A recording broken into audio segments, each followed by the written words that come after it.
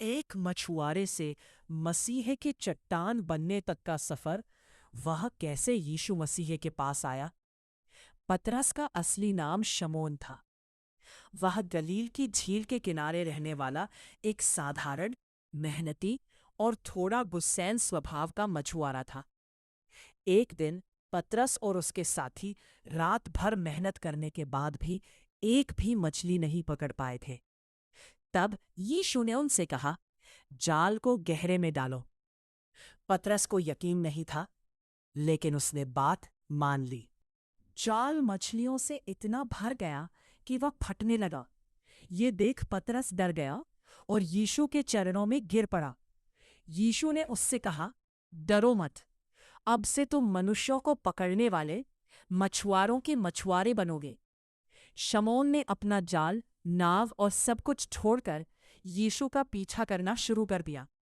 यहीं से यीशु ने उसे केफा या पतरस नाम दिया, जिसका अर्थ है चट्टान। पतरस यीशु के 12 चेलों में सबसे प्रमुख और बोलने वाला व्यक्ति था। जब यीशु तूफान में झील के पानी पर चल रहे थे, तो पतरस ने भी साहस दिखाया और पानी पर कदम रखा। जब तक उसका विश्वास पक्का था, वो है चला, लेकिन डरते ही वो डूबने लगा और यीशु ने उसे बचाया। मसीह की पहचान।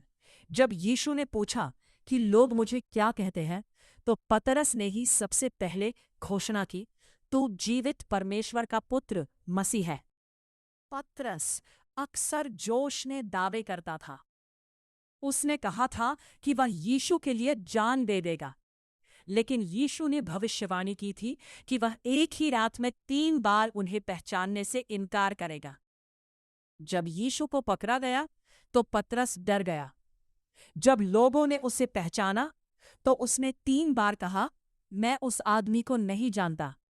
जैसे ही मुर्गे ने बांग दी, पतरस को अपनी गलती का एहसास हुआ और वह फूट फूट कर रोया। यह उसके जीवन का सबसे निचला मोड़ था।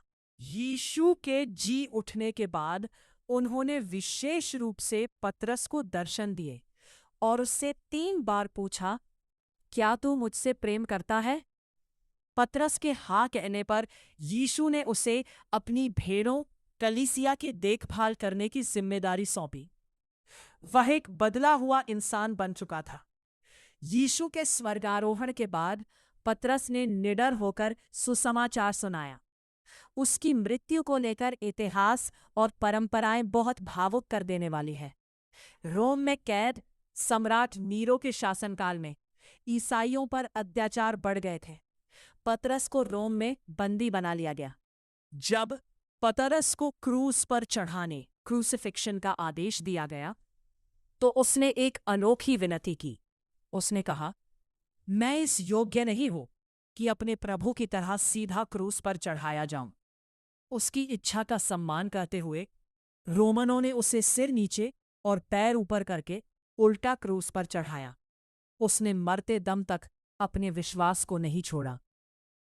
इस प्रकार पतरस की मृत्यु हुई। इस कहानी को खत्म करते समय आप ये मैसेज दे सकते हैं कि पतरस कोई फरिश्ता नहीं था।